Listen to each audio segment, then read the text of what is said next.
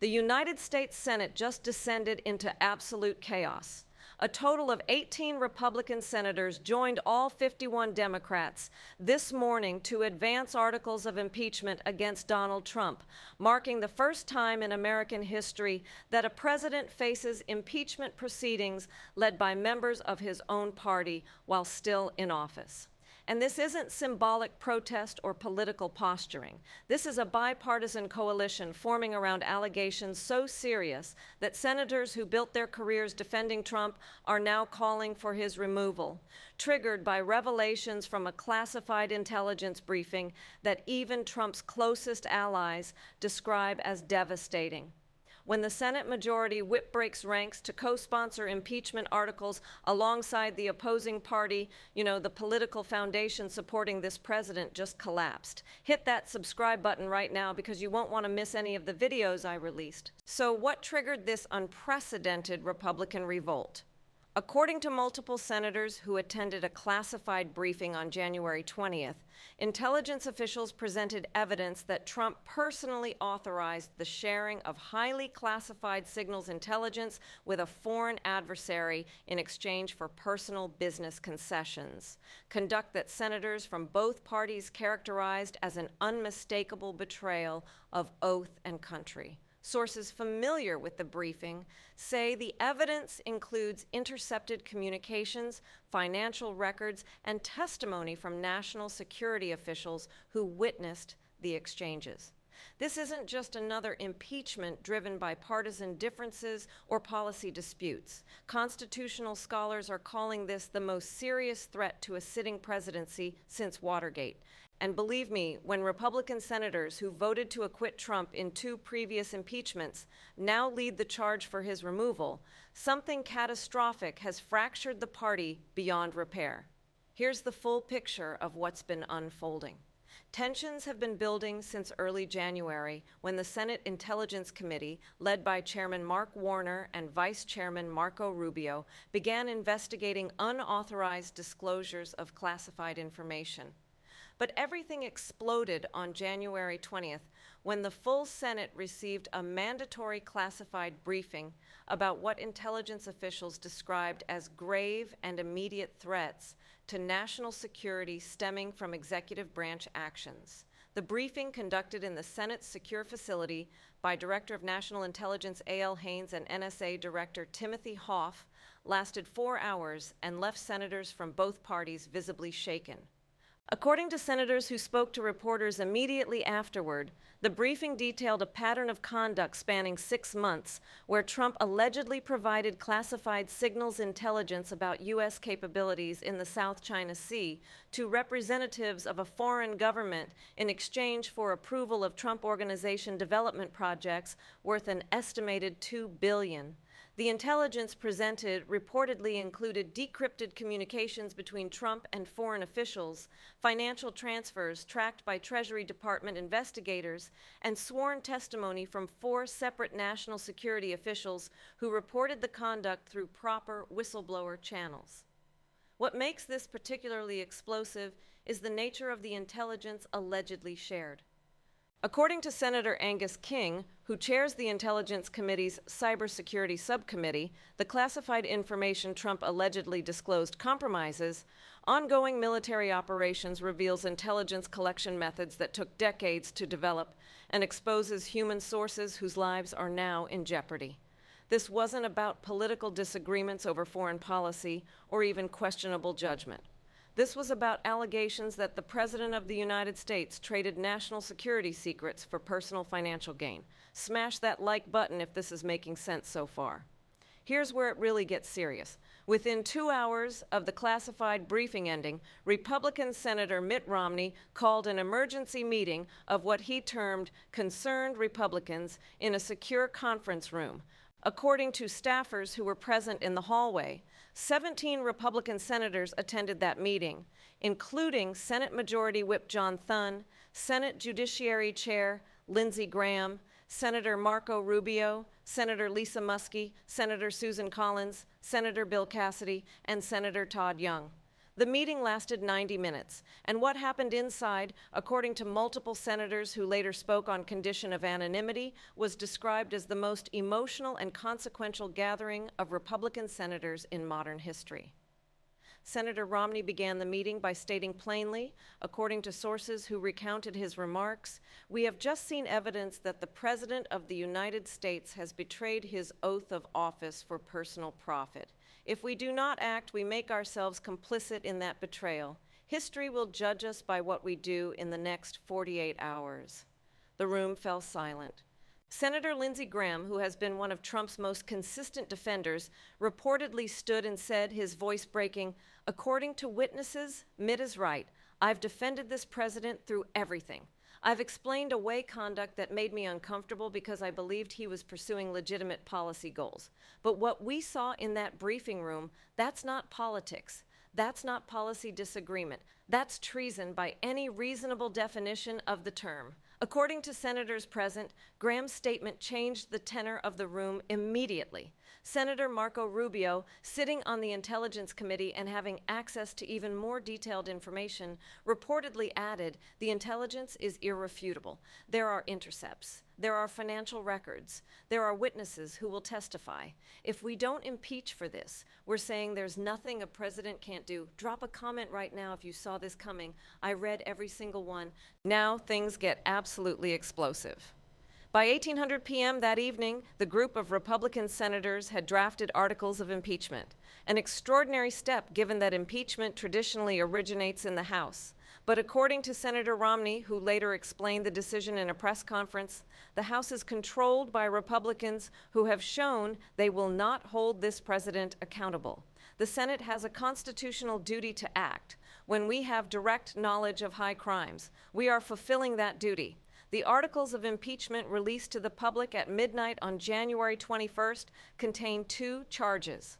Article 1 alleges betrayal of national security for personal gain, specifically charging that Trump did knowingly and willfully disclose classified intelligence regarding United States military capabilities and operations to representatives of a foreign power in exchange for business concessions benefiting Trump Organization entities. Article 2 alleges obstruction of congressional oversight, charging that Trump did direct executive branch officials to withhold information from Congress regarding the aforementioned disclosures, and did instruct witnesses to refuse congressional subpoenas. But the truly devastating part of the impeachment articles is what's included in the supporting documentation. The articles reference classified anexa, a sealed document that contains specific evidence available only to senators with appropriate clearances. However, the public portions of the articles quote extensively from declassified portions of intelligence reports. One paragraph states, "On August the 12th, 2024, during a meeting at the President's private club, intercepted communications revealed the President disclosed to foreign official name, redacted the precise capabilities and locations of specific intelligence collection system.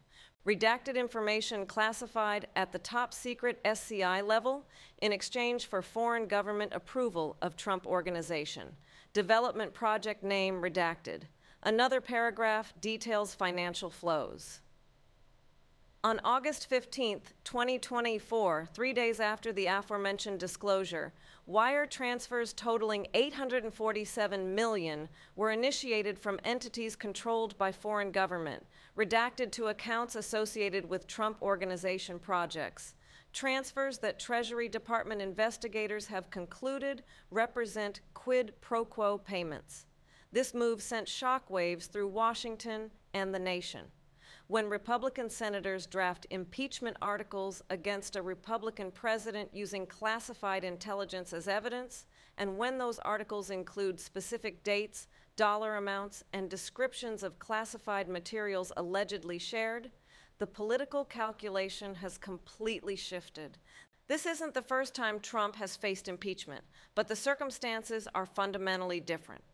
During the first impeachment over Ukraine, House Democrats led proceedings. Senate Republicans dismissed charges as partisan. Only Romney voted to convict. The party held together.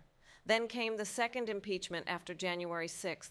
7 Republican senators voted to convict, the most bipartisan vote in history, but nowhere near the 2-3 needed. Most Republicans argued the conduct didn't meet the constitutional standard. Subscribe immediately if you haven't yet. This content doesn't exist anywhere else. Now it's completely different. This impeachment is led by Republican senators themselves. The allegations involve concrete intelligence evidence, not disputed testimony. The charges include sharing classified information for personal financial gain, and 18 Republican senators have already committed to conviction, with 8 to 10 more considering joining. The pattern is clear. Trump survived previous impeachments through party loyalty. But when evidence involves verifiable intelligence intercepts and financial records showing personal profit from sharing military secrets, even partisan loyalty has limits. So what exactly triggered this mass Republican defection? According to senators who have spoken publicly and intelligence, officials familiar with the briefing materials, 3 specific pieces of evidence proved dispositive. First, intercepted communications between Trump and foreign officials. The NSA presented senators with decrypted transcripts of phone calls and encrypted messaging apps where Trump allegedly discussed classified information. According to Senator Angus King, who described the intercepts in general terms without revealing classified details, there are communications where the president explicitly states he is sharing information that he acknowledges is classified, and where he explicitly connects that sharing to business deals he wants approved. The intercepts reportedly include Trump using specific code words for classified programs, demonstrating he knew exactly what he was sharing. Second, financial records showing quid pro quo payments. Treasury Department financial intelligence investigators traced wire transfers totaling $2.3 billion between foreign entities and Trump Organization accounts or projects over a 6-month period. According to Senator Elizabeth Warren, who sits on the Banking Committee, the pattern is unmistakable. Classified disclosure happens within days. Massive financial transfers occur. This pattern repeats across multiple incidents. The Treasury investigation reportedly identified 11 separate instances where this pattern occurred. Here's the absolute kicker. The third piece of evidence involves testimony from national security officials who witnessed the conduct and reported it through proper whistleblower channels. 4 separate officials, including 2 military officers, 1 NSA analyst, and 1 White House national security staffer, filed protected disclosures describing instances where Trump discussed sharing or actually shared classified information. In context, they recognized as potentially connected to business interests. One whistleblower report, portions of which were declassified and included in the impeachment articles, describes a September 2024 meeting where Trump allegedly told advisors they want to know about our satellite capabilities. I'll tell them what they want to know if they approve the Jakarta project. Don't go anywhere. The most explosive part is coming next. And here's what should alarm everyone, regardless of political affiliation. This isn't just about Trump or this specific alleged conduct. If a president can trade classified military intelligence for personal business deals and face no consequences because his party controls enough Senate votes to prevent conviction, the constitutional system of checks and balances has effectively died. Once that precedent is established, future presidents of either party will understand they can monetize their access to classified information for personal gain as long as they maintain sufficient partisan support. The implications for national security are catastrophic. This puts Trump in an absolutely impossible political and legal position. On one side, he faces impeachment proceedings with bipartisan support in the Senate, meaning he could actually be convicted and removed from office if enough Republicans join the 18 who have already committed. That would make him the first president in American history to be removed through impeachment. On the other side, he confronts evidence that senators on the Intelligence Committee describe as ironclad, meaning denying the allegations becomes increasingly difficult as more details emerge. And here's the impossible bind. If Trump claims he didn't share classified information, he directly contradicts intercepts that senators say clearly show him doing exactly that. If he admits sharing information but claims it was for legitimate policy reasons, he faces the financial records showing personal payments that Treasury investigators characterize as quid pro quo. If he claims presidential authority to declassify anything, he still faces the allegation that he did so for personal profit, which violates his oath regardless of declassification authority. There's no defense strategy that addresses all three pieces of evidence simultaneously. Constitutional scholars and former officials are calling this the gravest constitutional crisis since Watergate and potentially more serious. Lawrence Tribe Harvard constitutional law professor stated on CNN that if the allegations are proven, this represents the most clear-cut, impeachable offense in American history. The founders specifically feared presidents who would abuse their position for personal gain and betray national security. This is exactly the scenario they designed impeachment to address. Former CIA Director John Brennan told NBC that the alleged conduct would constitute not just impeachable offenses, but potentially criminal violations of espionage laws. Sharing classified information in exchange for personal payments is precisely what we prosecute foreign spies for doing. He emphasized that if a CIA officer engaged in identical conduct, they would face decades in prison. Do me a favor and slam that like button because it genuinely helps this video reach more people. Even Republicans who have consistently defended Trump acknowledge the seriousness of the allegations. Former Attorney General William Barr, who served in Trump's administration, wrote in a Washington Post op-ed that while I have defended the president's actions in many contexts, the allegations described in the impeachment articles, if proven, would constitute a fundamental betrayal of the presidential oath. No person, regardless of party, should excuse such conduct. So, let's break down what this means. First, unprecedented political chaos. The Senate is paralyzed conducting impeachment proceedings. All legislative business stops. Confirmations halt. Appropriations stall. The government grinds to a standstill.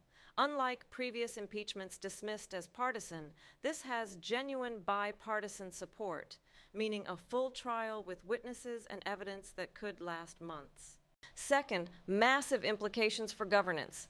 Cabinet officials and agency heads calculate whether to follow directives from a president who might be removed within weeks. Military commanders question whether to implement orders from a commander-in-chief accused of betraying national security. Foreign allies wonder if intelligence shared with the U.S. is secure. The presidency weakens before any vote. Finally, institutional implications fundamentally alter how the presidency functions. If Trump is convicted and removed, it establishes the Senate can and will remove presidents who betray their oaths regardless of party. Future presidents will understand some conduct is so egregious that partisan loyalty won't protect them. Drop a comment below with your thoughts. I'm genuinely curious to see your perspective. But beyond immediate political fallout, this represents a test of whether the constitutional system can still function as designed. The founders created impeachment as remedy for exactly this conduct. A president abusing office for personal gain and threatening national security. If the system works, Trump faces conviction and removal, establishing no president is above the law.